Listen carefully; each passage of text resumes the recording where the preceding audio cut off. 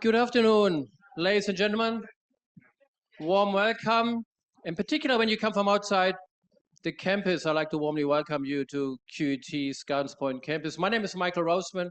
I am the director of QUT Center for Future Enterprise, and we're delighted to have you here, doubling in numbers. So we kicked off this series 4 weeks ago, and 4 weeks later, we doubled in terms of registration, demonstrating clearly the tremendous appetite, interest, curiosity about the futures, but I can also sense the desire to build a community around the futures. And before we talk about the futures, let's talk about the past. And of course, QT is tremendously proud and honored to continue a long-lasting tradition of storytelling and using stories as a way to collectively shape better futures. So with this, I like to acknowledge the traditional custodians of the place where we're coming together right now, pay my respect to the terrible Niagara, and acknowledge the elders, past, present, and emerging, of course. The futures and how we use the future was a big topic when Joseph Varros from Sydney joined us 4 weeks ago. And we spent a lot of time thinking about the future as an underutilized asset. And it's amazing to see how individuals, corporations, dare say entire nations, seem to be under-designed to capitalize on the future. And the future is probably the biggest asset we have at our disposal. So we are here at QUT dedicated in our education, our research, to create future makers, positive future makers, and that requires futures literacy. And the series we established here has this sort of ambition to empower you with a mindset, and no doubt it will be topic today as well, but also with the tool set, skill set, and data set required to not just react early and appropriately, but also to shape, wherever possible, the desired future. Joseph talked about dedicated tools, future triangle, future code, and what we want to do is for you, bundle up all these tools, so while you join us month by month, your very own personal futures literacy is growing in front of your eyes. So I really want that every time you leave that session, you might say, I'm still confused, but I'm on a higher level. And we will month by month add up. And I'd like to welcome, of course, Virginia and dare I say Philip as well, future speakers in our future seminar series. So it's wonderful to have you here and to have you in our very near future. We have Joseph from Sydney. We have got next month Dirk, so Joseph from Melbourne. We have Dirk from Sydney. We have speakers from Italy and the United States. But very often you don't have to go very far to find some of the very best people. And so we are delighted today to welcome our very own Dr Elissa here. And I think you're truly a child of our academic community with a bachelor from QUT, a master's from UQ, and a PhD from the University of the Sunshine Coast. And in your master's, you studied the futures wheel, you talked about the future mindset, and all that sort of academic foundation allowed you to become one, not just nationally, but I think globally, it's fair enough to say, future foresight expert. And you're a specialist, a strategist, you coach and you facilitate for organizations, public and private sector. And what I like about you, you dedicate quite a lot of substantial time to the local community, the surf life-saving community in Queensland and now also in Australia. From all of us who benefit from those contributions, we'd like to thank you for making such a tremendous contribution.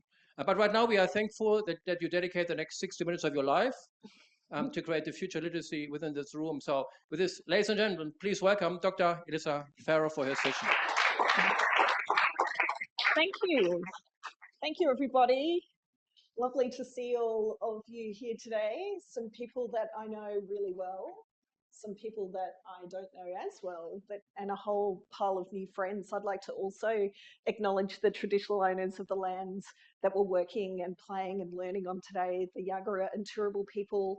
I also like to acknowledge the Quandamooka peoples of beautiful Minjerribah, where I'm a member of the Point Lookout Surf Lifesaving Club, so get my toes in the sand and I start to feel just so grateful to be living in this beautiful place, and so grateful on a day that looks like that out the window. Hey, crazy, crazy. So I'm the second speaker in the series. Joseph Varos, famous professor, one of the grandfathers of futures in Australia, spoke last month.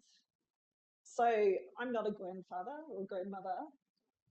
So I'm going to instead introduce you to a very cool toolbox approach, important framework for futurists that my old former doctoral supervisor, Professor Suhail Inayatullah, and his partner for life, Professor Ivana Milojovic, have co-created. It's called 6 Pillars. And when I did my doctoral research at the University of the Sunshine Coast, I used 6 Pillars as the framing underneath it. So that's what I'm going to share with you. Not only 6 Pillars, which is a foundational model, I've also made Professor Inayatullah's original article, which is a bit hard to find sometimes, available, which will come out to you as a result of attending this forum here today. So I'd just like to welcome you all. We'll have a couple of buzzy opportunities to talk, which is why you might notice this beautiful bell that's next to me.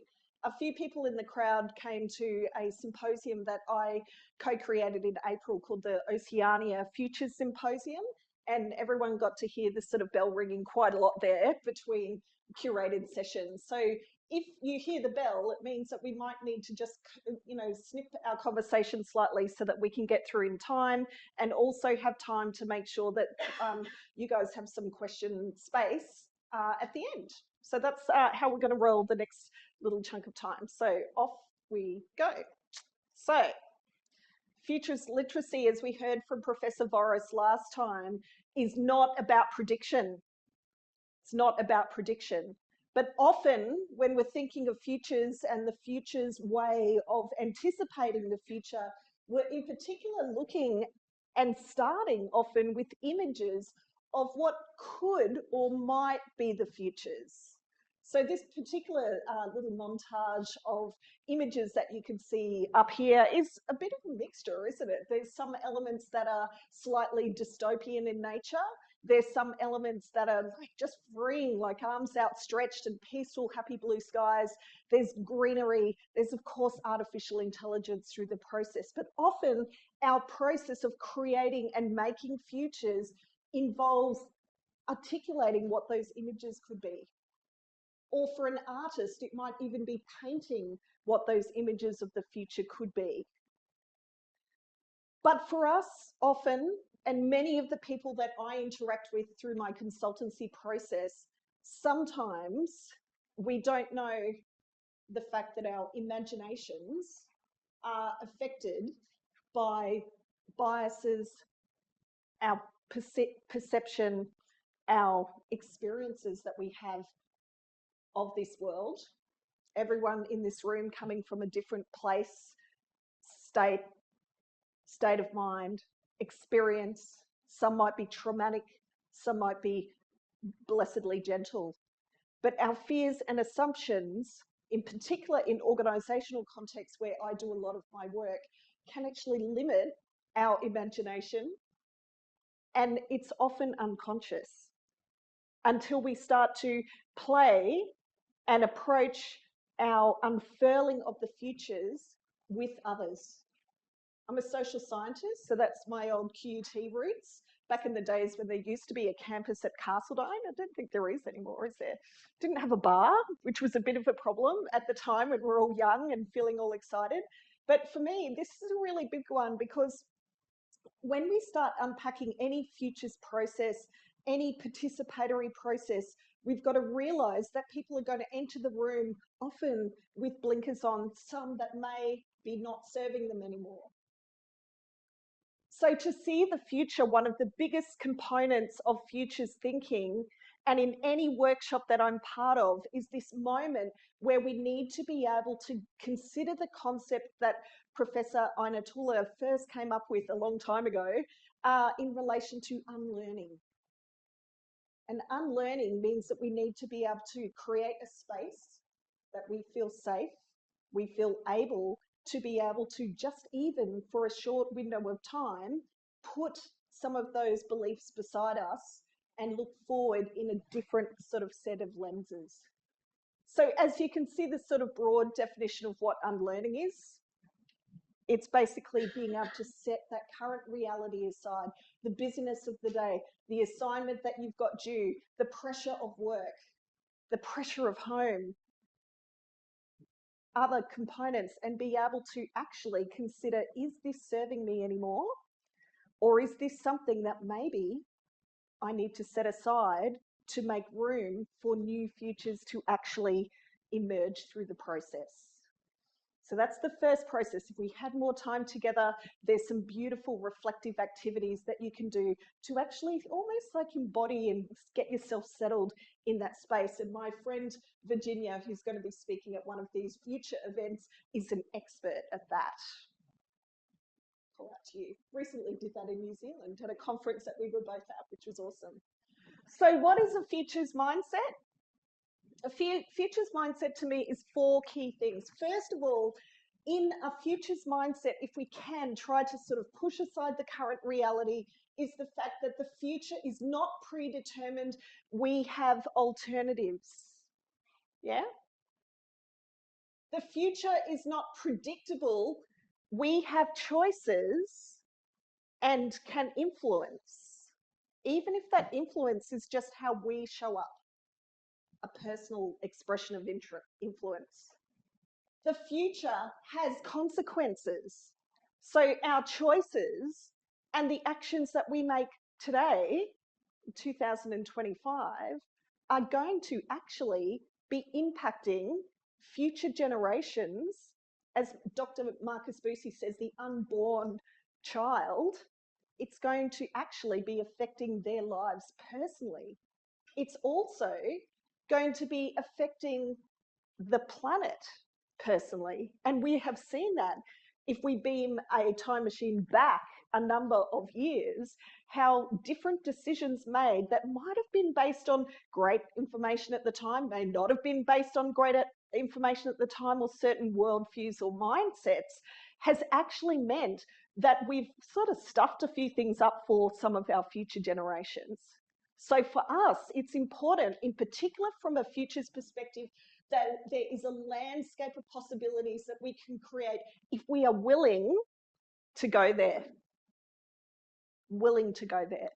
And so that, for me, when I embarked in terms of my doctoral research, I was really willing to go there. I'd had a really crappy time at work. I'd been working on this project doing transformation, sort of transition management. And there was this guy that I forever called the Malcolm incident. His name was Malcolm. He's not in this room. Malcolm was this guy who wasn't handling change very well. And the change wasn't really super hard. It wasn't super complicated, but for him, he found it very threatening, and he sadly, sort of shot the messenger a little bit in that process. And I thought, stuff this, I want to do something different. And the Malcolm incident was the rocket I needed to actually start a doctorate. Should have maybe taken up yoga or a bit of meditation, but it actually was like, no, there's got to be a better way of doing this. So for any idea about the future to be useful, Joseph Barris said this last time, and Professor Jim Data, one of the probably great-grandfathers of futures thinking, he said this statement. He said, for any idea, it's got to firstly appear ridiculous, but things only appear ridiculous to us because they haven't yet found a place in our current understanding of reality. Like this. This came up on my feed. My computer knows that I was preparing for this, and someone in Japan has recently married legally their hologram. Anyway, I'd probably have more fun with the robot. Wouldn't you? So back in 2017, this was the sort of broad research question that I had. Not sure whether we can move that little doobie up. Let's see. Yeah. So this was my doctoral question. Always sounds a bit sort of academic, doesn't it? It's such a bummer. Like, how might, sorry about that, Michael. How might artificial intelligence affect future organisational operating model scenarios? What are the implications for both the approach to organisational adaptation and the attributes of those making the future? Had 4 underpinning sub-themes. For those doing doctorates, you've got to go base question, sub-themes, and then that's what you sort of explore. And for me, being a futurist, and someone who wanted to really enrich my practice, I set all of my doctoral research 20 years in the future. So it was probably quite a good foresight-driven approach for me to actually think of AI as the muse in my doctoral research, because then all of a sudden, just basically the year I graduated, it just sort of exploded, which was sort of quite great, and I've been speaking about it ever since. So I explored this concept using 6 pillars. I used a heavily participatory, deep dive qualitative process. I ran workshops in 4 different countries with over 150 people in those different scenarios, and basically applied the 6 pillars approach through that process. But for me, I needed to set the framing. And again, this shows my value and my ethical frame, that I wanted to make sure that there was personalized agency and expression. So that means everyone had the power of a pen, or an ability to indicate a mark, or to put their view forward in a technology or form that wasn't necessarily based on having a degree in navigating through an online form. It was highly experiential. Mindset and embodiment enriches. So there were various parts of application of 6 pillars where I needed people to actually go into a particular state of mind to be able to answer specific questions and explore different concepts with me. I wanted to honour the lived experience of the people in the room. Some were students, some were older people, very wise people who've been around for a long time. Some people have different ways of wayfinding. They may be from our First Nations people, or be very much in a non-Western ontological position. I wanted to honour that, and I also wanted to appreciate the context and realise that there wasn't just one way to do this. And over the next series that Michael and the team have curated, you'll get to experience and hear about other awesome futures processes which gamify how you can actually articulate and see the future, how to artistically create, even if it means you're going to dance your way to the future, or whether you're going to create in a beautiful artistic medium through the future. And of course, this whole notion of iteration. So we do it, and then we do it again. This picture is from the Oceania Futures Symposium earlier in the year, where we did that for 2 days, this experiential immersion. Beautiful. So, get to the point. 6 pillars. Again, you'll get the whole original academic article that Sahel created. Since then, it's been a framework that many futurists across the world have applied, have learnt about. And as I mentioned, the model that we now have, to just work in a place for this little doobie, is this one that he's co-created with Ivana. So 6 pillars is something that you can apply theoretically. You can also apply 6 pillars in a workshop setting. And so for me in my doctoral research, I use 6 pillars as a sandpit for not only my development as a futurist, but also which is how I explored the images and the futures of artificial intelligence in organisational settings with those 150 odd people in different workshop settings. So it's a very adaptable tool, which is why I felt I wanted to, at this early stage of Michael's curated session, introduce you guys to this one, because you will probably hear from other speakers over the next series of months, bits of this. You'll notice, I'll just go over here. You'll notice that it's got the 6 pillars: mapping, anticipating, timing, deepening, creating alternatives, and transformations. It's almost like a bit of a flow. For those people who really dig project management and organisational change management, you could almost sort of think, oh, we use a bit of this sort of thought process to get to the point of transforming, actually doing the actual technical delivery or shaping the future. You'll see across the diagram, there's a whole pile of little tools and processes, some that we heard last time from Professor Boris, like the Futures Triangle. It's embedded as part of here. So Sahel wanted this to be like a complete beginning for anyone new to futures or even old to futures to be able to explore the process. So I'm going to now work our way through this line by line. But this would take you, you could do like a 5-day course or a 6-month course. You could do a whole, if QUT ever wanted to go there in terms of a micro-credential, you could design a whole futures course on this. But we've got a short period of time.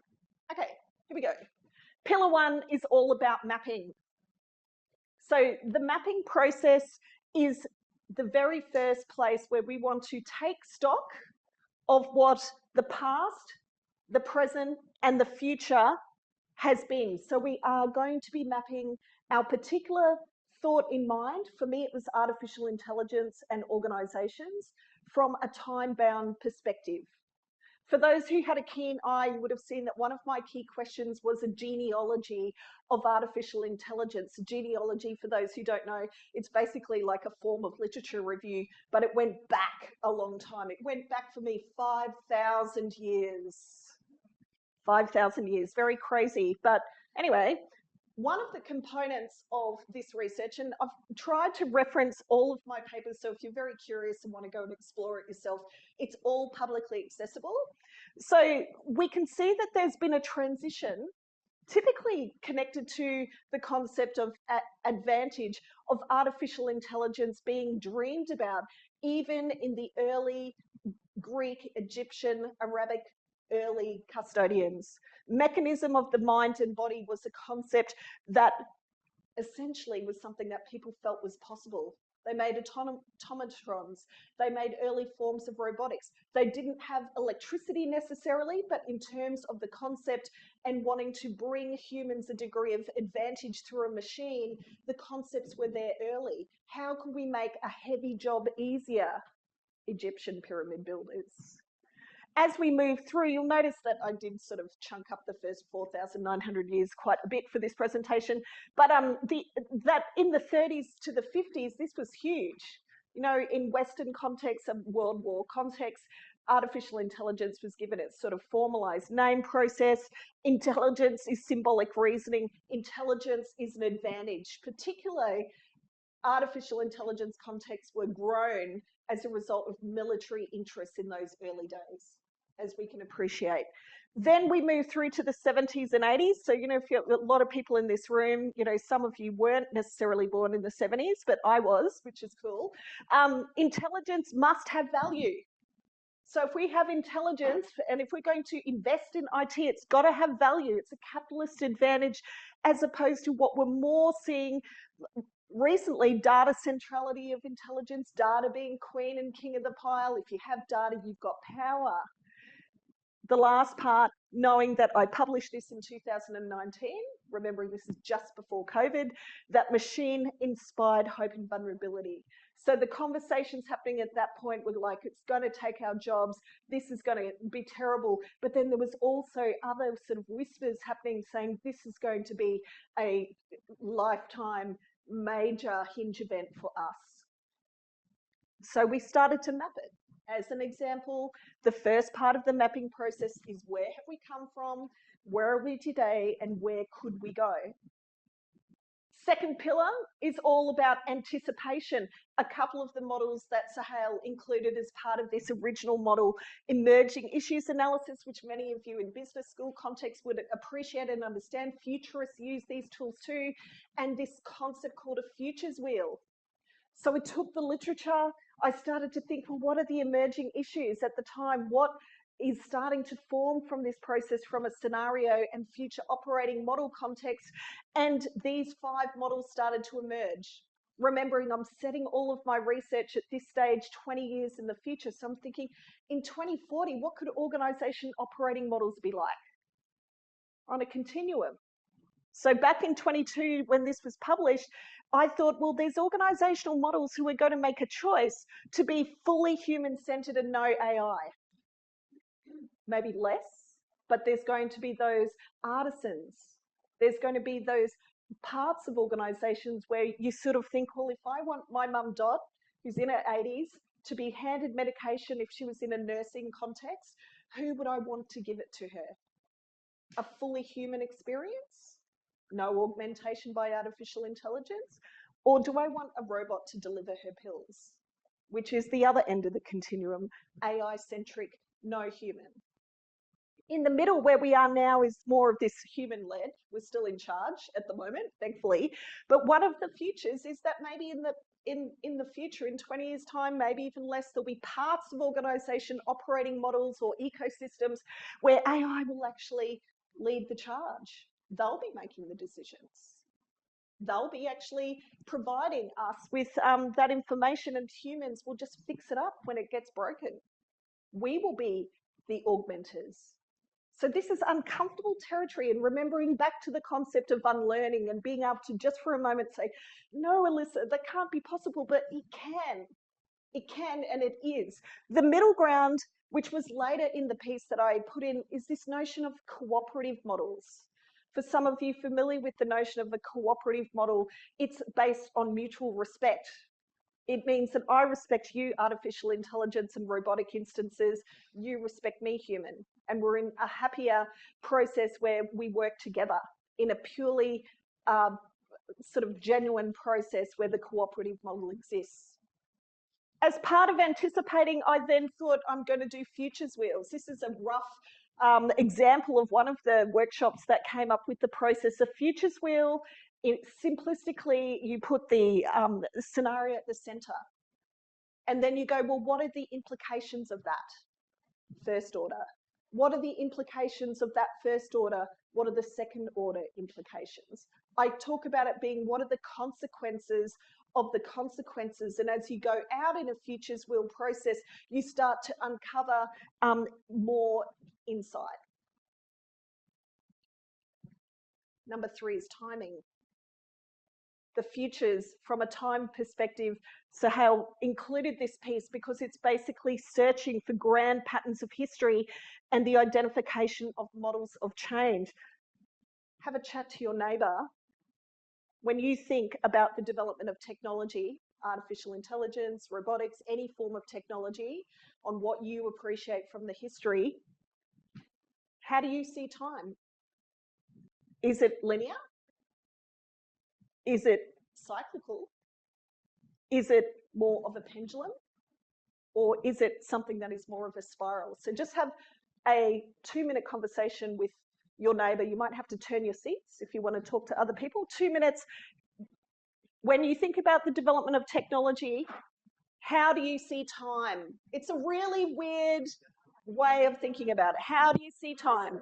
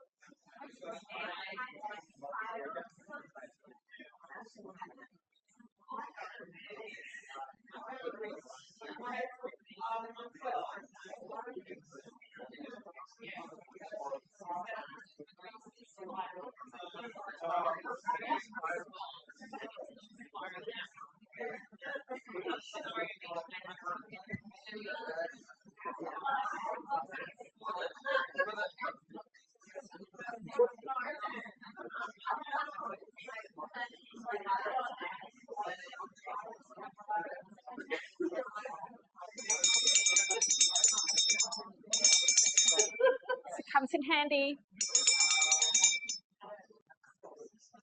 So what do we think? Who would like to give me your view? I'm not sure whether these mics also work. Let's try one. Who would like to give me a view? Yeah, come on, Dan. Hopefully this will work. Hello, I'm Jennifer. I think the future would be more like a pendulum. So one thing affects the other, like flow-on effects. We develop one technology and then another one gets affected by that. Mm-hmm. Any other views? Any brave people? Come on. Any thoughts? Yeah, beautiful. This is a safe crowd, you're not assessed. Sure. we were talking about time being cyclical, and like in terms of AI, there are certain events that have been happening, like for instance, COVID. So this is how we looked at AI. Then widespread of Gen AI, again, another event so future might be shaped by those events. Cool. Any final remarks? Yeah. We saw it as a spiral development. And the interesting thing about the spiral is that depending on your perspective or view, it could appear cyclical and linear. So you imagine something going round in a spiral. From one perspective, it's like a cycle, but in another, it's linear. So with AI, we think that. And, you know, I don't have any prizes, but yeah, at the moment, the overall trend is actually one of ongoing development and refinement, making it more of a spiral mode. So parts are linear and progress-based and parts are more cyclical in nature, but great attempt when we think about it. And the paper that you'll get as part of the sort of goodie bag after this presentation has the actual definitions of what these 4 time processes are. The other proposal that Sahal talks about is hinge events. And you could probably almost think we're in one of them now, like really significant sort of events. Like we just look around what's happening globally at the moment, major events, major disruptions that may, depending on what happens next, lift us and shift us to a different area of reality, which hopefully, you know, I hope it's going to be a good one. We've got to be an optimist. Deepening, pillar 4. So remembering where we started from the process, we're going, oh, what's happening out there? You know, let's start to sort of look through to the broader concept. Let's start to sort of anticipate, you know, what are the emerging trends? You know, what's the futures wheel telling us? And going, oh, what do I think about time? Is it a spiral? Is it linear? What's happening? And then eventually I go, I want to go a little deeper in this context of artificial intelligence. And this first view is causal layered analysis, which is quite a famous sort of futures method that many people have utilised as part of their research processes. And for those interested, the Journal of Future Studies, which is connected to Tamkhan University in Taiwan, brilliant. Like they also have lots of free, accessible, open, public sort of documents, CLA or causal layered analysis, which goes down 4 levels. This is one of mine. This was one of my optimistic endings of my doctoral process, where it talks about in 2040, my worldview and my hope was that AI would be a friend and empowerer of humanity. That's what my hope was. And this is a hopeful ending of my doctorate as opposed to, nah, it's all going to be terrible. So the litany is like the headlines that you see in a newspaper. The systems are the systemic sort of components that might be connected a bit to government, for example. Worldviews are the views that we'd like to hold that often we're not even clear that we hold them until you start to unpack what your causal layered analysis is for yourself. And the myths and metaphors, the power of metaphors and in change processes. I recently just about finished a global research project on the futures of change for the Change Management Institute. And myths and metaphor were a really big part of the exploration of that. What do people see in an articulate, creative, almost story-like manner of what the future of change could be? And for me, at the time, AI was integral as part of Paradise. And again, this is a picture of what it could look like. Visualize AI and robotic instances assisting us to be better people, to solve some of the bigger problems, to help us, you know, win over medical cures that have been not solved for years. So things that, for me, the layered analysis deepens the process. It also means that you can apply deepening to metaphors and creating new narratives. So this is one that I just tuned slightly for our day today. Imagine that you're in 2035.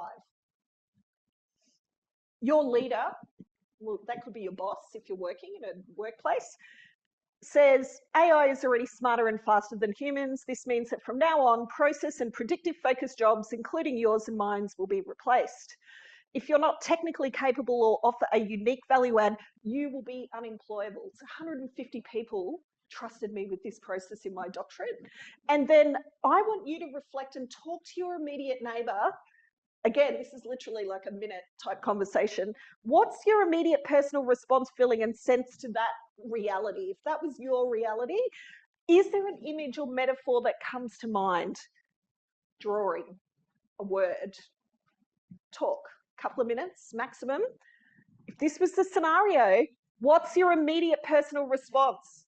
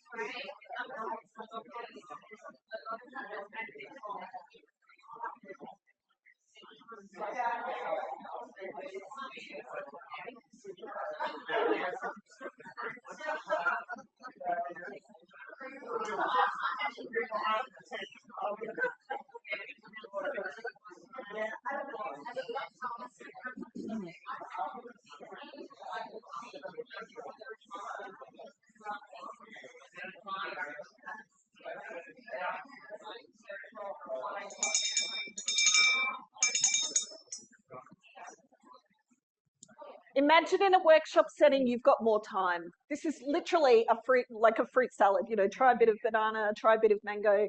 Did anyone get a metaphor that came to mind or an image that they'd like to share? Oh, super, thank you. Oh, just double check it's on. So firstly, it was a desert island with a palm tree because I'm now on holidays officially, and I was really comfortable with that. Kind of felt like at this point in my career, I've got enough of a unique value add in the sense of, you know, we work in humans and innovation. So I thought that, but then we were just having a chat around, but I don't know how cool this AI is really going to be. And potentially it already knows what humans are going to do before I would need to even be there to be involved. So the old thing that I've been hanging on to around, well, if I work in like a human part of the world, then I'll have a value proposition, could actually just get blown out of the water. Cool. Another one, metaphor. We're looking for images of the future, metaphors, even if they're really elaborate or simple. Say again? It's the horse blinkers. The horse blinkers, yeah. Just because your boss is looking at it as this is a situation that I'm in and you're in, then you're just getting sort of their perspective on that situation, which is quite myopic. Yeah. The myopia is you'll be unemployed if you don't. Beautiful. And one more? Yeah, one more, and then I'll do a reveal. I was thinking we just need a communist revolution take over and let the AI work for us and sit on the beach. Beautiful, yeah. Beaches are getting crowded. You need surf lifesavers, so, you know, I'm sorted. That's good. So the bit that I've removed from this slide is what was above it. What is your? What I did with the 150 brave souls that were part of this journey was to actually use Carol Dweck's fixed and growth mindset. Have people heard of that before?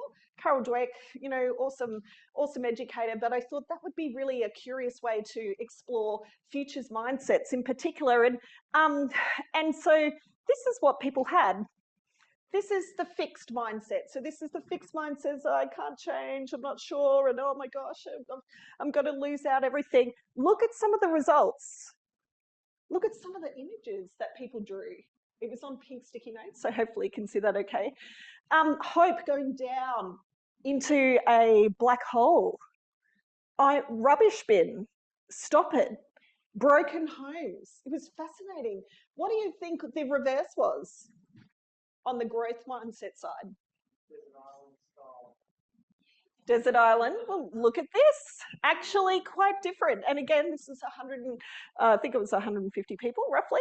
That we've got sunshine. We've got someone with really big muscles sort of seeing it as an opportunity. We've got people who are actually seeing them on top of the podium saying that, yeah, I can do this. We've got people who are just like Superwoman, which is the SW. It was quite different.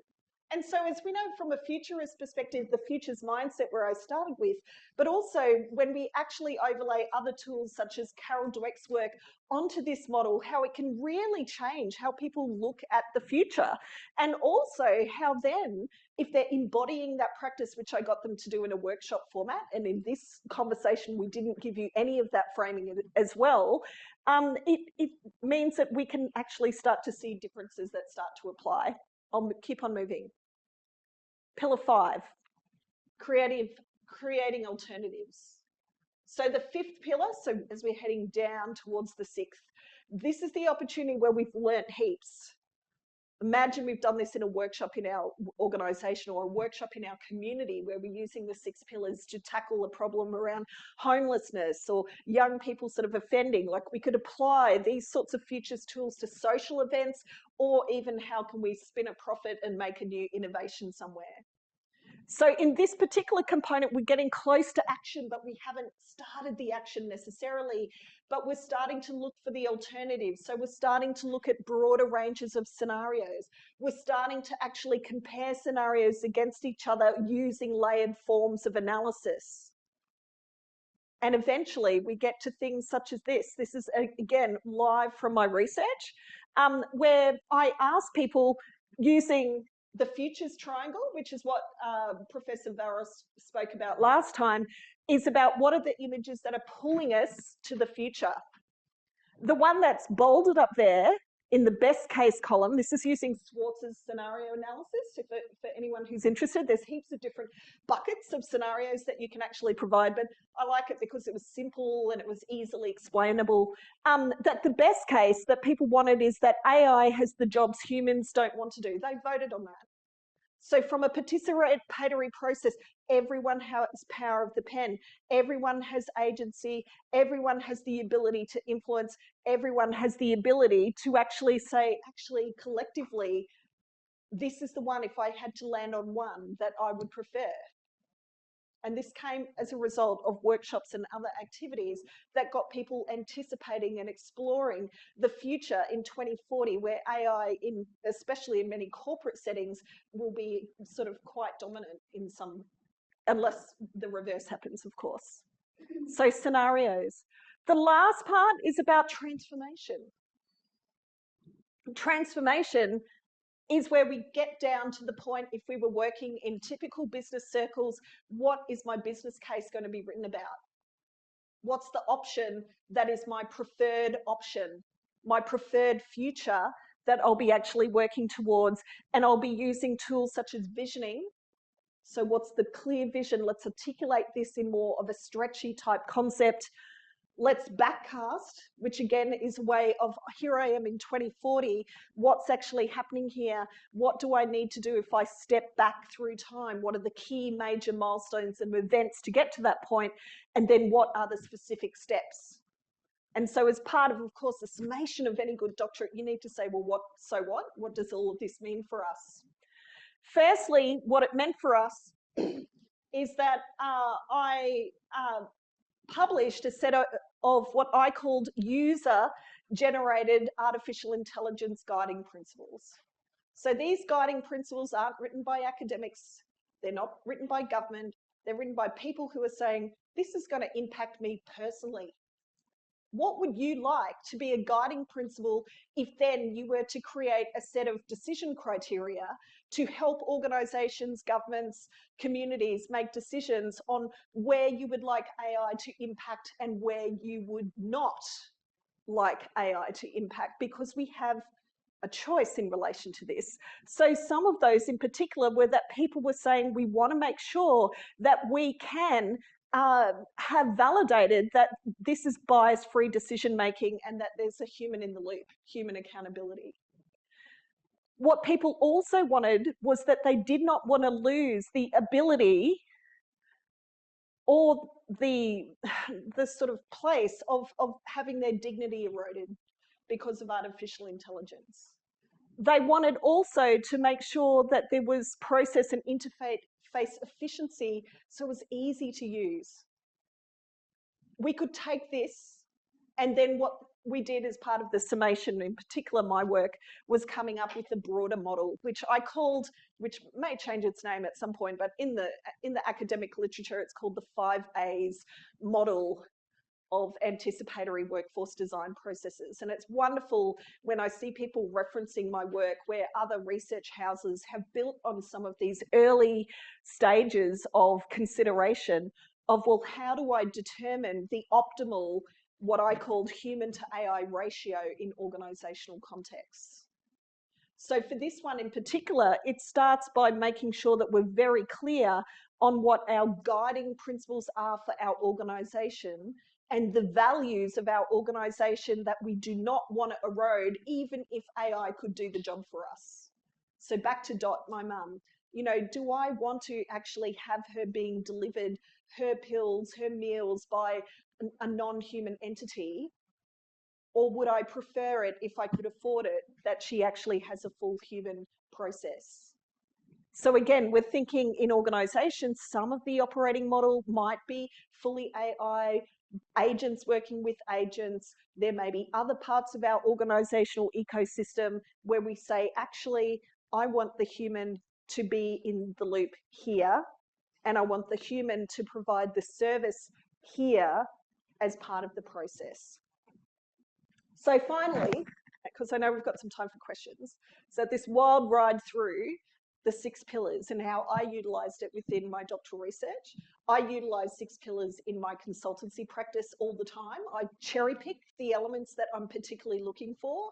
I play with the tools, but in particular, many of the futures approaches can actually apply to you, apply to your family, apply to yourself. And for those interested in coaching, elements like causal layered analysis, for example, can actually be a really beautiful frame to say, well, what is the worldview underpinning the metaphor for your life? So again, that's another conversation, but I'm just planting the seed. So futures processes isn't just about organizations. It's not about big policy shifts. It's also about the micro, and it's also about what you can actually do personally to create the future that you and your family would love and your community. So finally, the future needs us. The future needs us, and connect with me on LinkedIn. Got Futures and Foresight training coming up. And also on the 5th of August, this is from the Brisbane Futures Collaborative, which many of you may not know exists. It's a network of people kindly sort of hosted by Dr. Kim and Dr. Anne. Marcus Busey, my old supervisor, he's going to be talking about futures, sense making in particular from a neo-humanist perspective. It's free and it's in the city, like a morning session. But yeah, connect, and I'll pass over to you. Thanks. Well, thank you so much.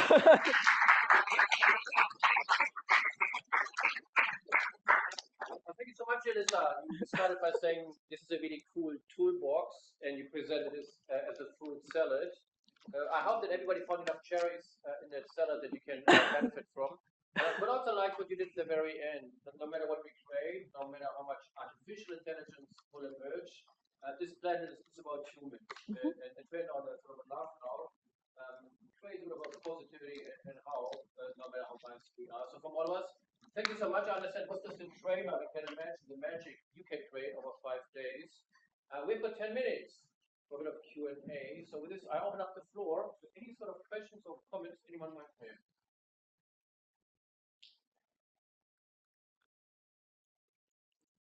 Yes, do.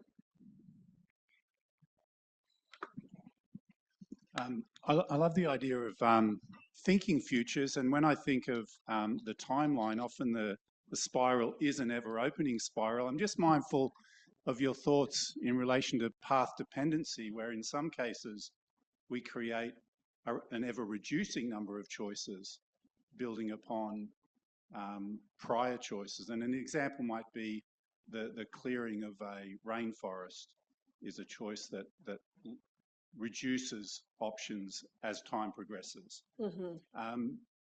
Where do you see AI going? Do you see it as opening more choices or maybe limiting the choices we have in the future? Mm, What are your yeah. thoughts from a path dependency perspective?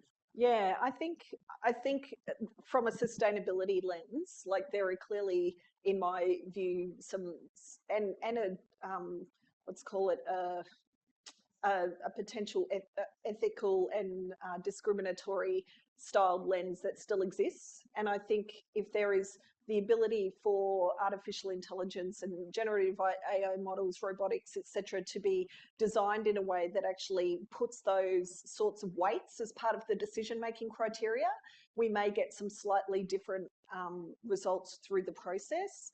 I feel that in terms of like the example that you provided about forests being, old growth forests disappearing, it is going to happen like that, I think, to a number of industries.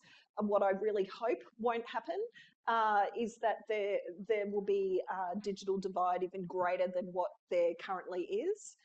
And that AI can actually assist people who are more on the edges of things to better be able to actively get their needs met, is what I hope. But again, I know it's a very loaded and very polar debate that's happening now. The litany is very much black and white in terms of or grey in the middle. Yeah, right. Yeah. But there are joyful stories out there too, which is great. Yeah.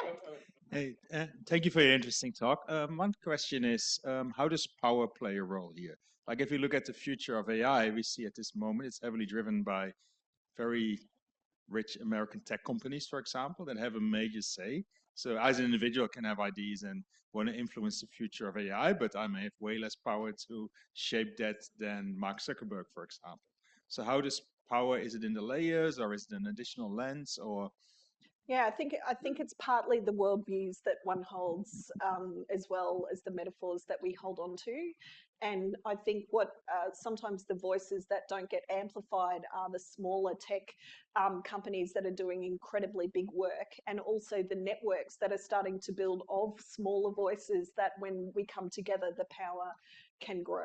I think Australia is in a situation at the moment where we don't have a lot of sovereignty when it comes to artificial intelligence or even the satellites that we use to run our 5G networks.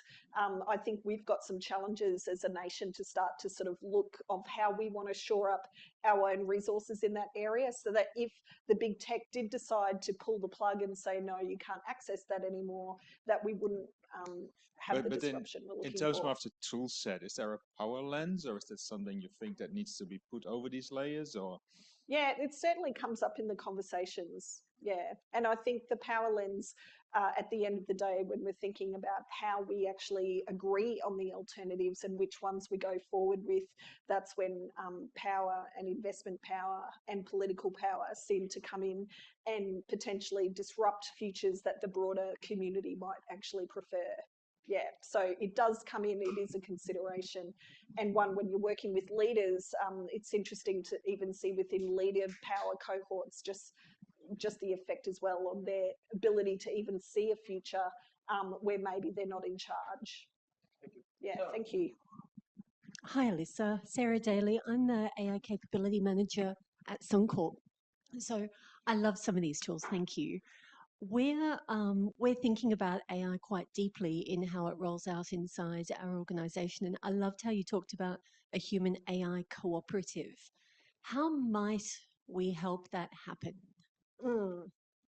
That's a good question, and I would think that partly when I worked with people on the human AI cooperative model, it seemed to be where people, in particular, everyone was very clear and respected the strengths that each entity, let's call it that, human, AI, other, would bring to the value proposition. So part of the guiding principles, the way the algorithms were designed, the way the humans were understanding in the mindset approach, that needs to be right for that sort of model to coexist, I think, as opposed to feeling in some circumstances, people have felt that AI is already the leader And, you know, I don't know who's got a smartwatch in the room. I use this joke all the time. But if you have a smartwatch on that tells you to stand up and walk around, it's already essentially leading you from a physical health perspective or indicating things. So certainly we can talk about it broader, but for me, it always starts with values and then selective decision making of the vendors that I choose to partner with if in a Suncorp context that we want to sort of create that sort of ecosystem internally. Yeah. Thank you. When I sat down, I was interested in to understand, you know, the Centre of Future Enterprise, and I sort of dug into the backdrop of that, and interesting to see more of the large organisations starting to roll out chief trust officers, and so, you know, when we have a lot of organisations that drive that human-centric values into the depths of their organisations, and then you're sort of piling on sort of this AI dimension and saying, you know, the narratives around it's going to be a companion for you to do your job better, and there's going to be sort of that proliferation of advancement of AI. How does an organisation continue to drive that trust in those human-centric values when, you know, the adoption of the AI could very well mean in the future, you know, that human sort of jobs are perhaps at risk? Have you seen organisations grappling with that sort of that conflict? Yes, I have, and you might have as well in your experience.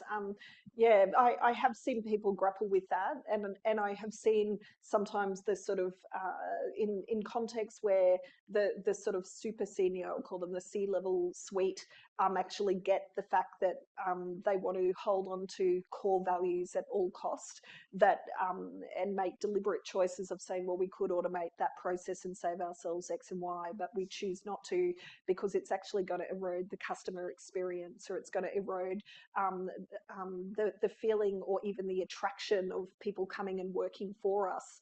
That starts to shape things through. I think the organisations that I'm aware of the most that jump on problems quickly so that it doesn't lead to long-lasting erosion of trust, like in relationships, I guess, is sort of, they seem to be modelling better behaviours than those that just go, oh, well, we'll just deal with it like every other risk, as opposed to see it, this artificial intelligence in organisational ecosystems challenging the human in the centre of the value proposition and will work context. And so do we want to do that for everything?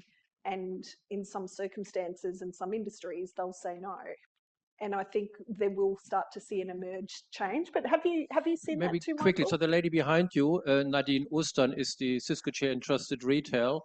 And we conducted we conducted a whole podcast series with 3 chief trust officers. So SAP, Salesforce, Amazon have chief trust officers.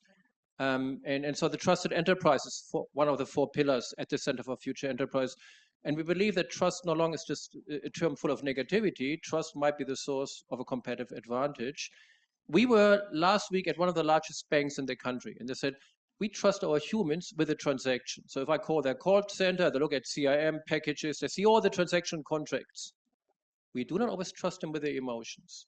They're using AI to feed empathetic terms to the call center agent.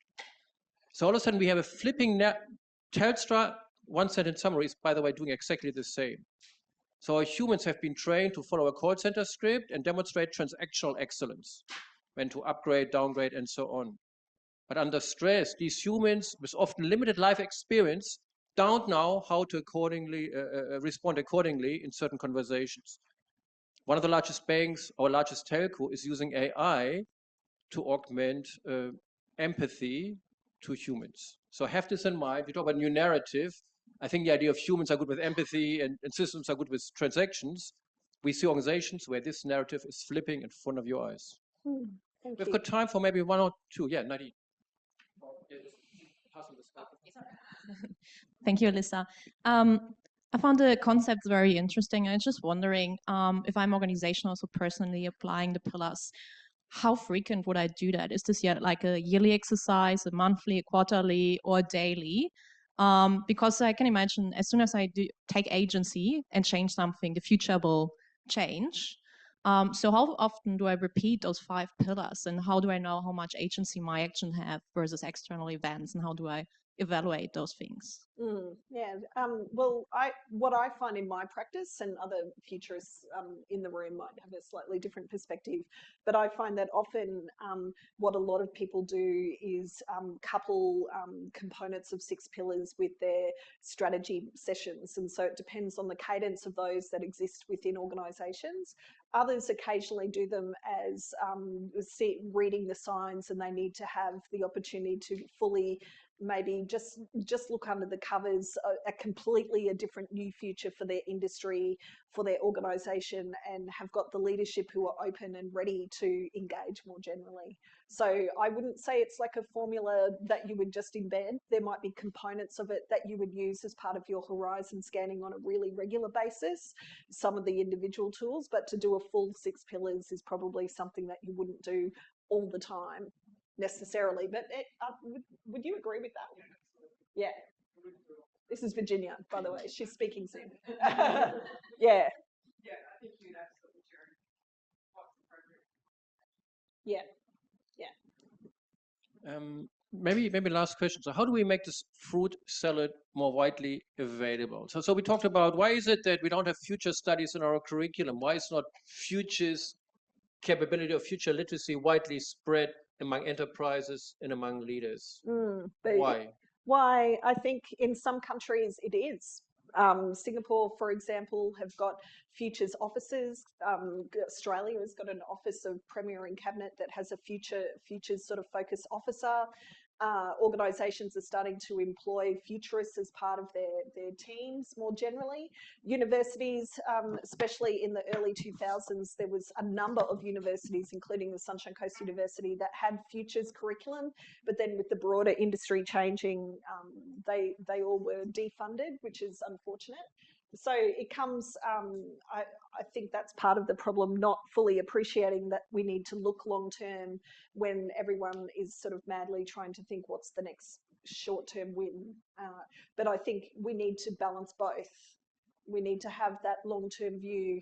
And from my perspective, if we don't lift our head up to have a look where we're going, more generally, we could, if like we're swimming in the ocean, actually totally end up where we don't want to be. So that ability to pop your head up and look not just 5 years in the future, but 10, 20, even if it's a articulation of what could be, is really powerful for decision makers if you're willing to go there. Very last question. Yeah. Just in that context, how do you go with futures and boards? Do you find, I'm kind of yelling, but do you find that you have a lot of organisational boards thinking that they really take the responsibility for the longevity and success of organisations over long periods of time, unlike a lot of senior executives who are in and out within a 5-year term, if they're lucky? Do you find that they have an appetite for futures work? I think those that again, it all boils down to the ability of the leaders to realise that they're in for a long-term game, and that their role as a board member, which might only be 5 years, CEO, which might only be 3 years, is actually just a pebble in the path to the greater future. And those senior leaders that get that are very happy to go there, in my experience. I often find that in futures workshops, and I ran a series of 5 for volunteer organisations for one particular organisation last financial year, and they were willing to go 10, harder to get 20 in terms of future, but then they still wanted an artifact at the end, which is more like annualized, or the 3 to 5 years sort of more tactical type of number. But what they had instead was a statement of the future state of what was like an ambitious journey for them, of what they really hoped for. And then every decision they made today, they started to weave it into their portfolio practice to say, well, if we make this decision today, sacking all of these people and replacing them with AI, what does that mean for that long-term vision of the future, where maybe the abundance is bigger than what it actually is today?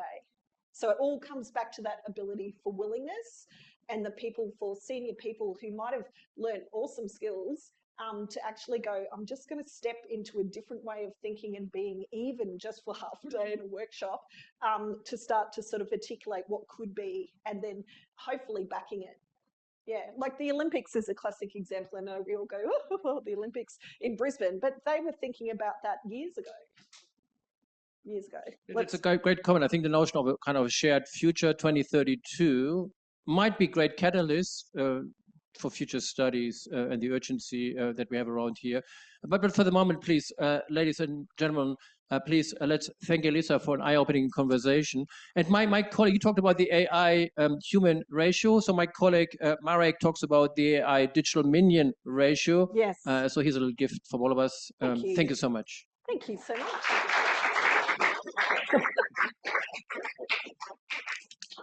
As Elissa highlighted, this is the second event in a series. We again will make the recordings plus the promised show notes, the articles Elissa mentioned, available. We warmly welcome you next time when Dirk will come up from Sydney. After this, we'll fly to Italy. And so you can see that there's a long list. We continuously will add, and registrations are available and possible right now. So we very much look forward to seeing you in 4 weeks. Plus also we have no catering available. Plus enjoy the opportunity to further interact with Elissa and your new future fellows around here. I'm very grateful that you joined us today, and I wish you a beautiful immediate future. Thank you so much.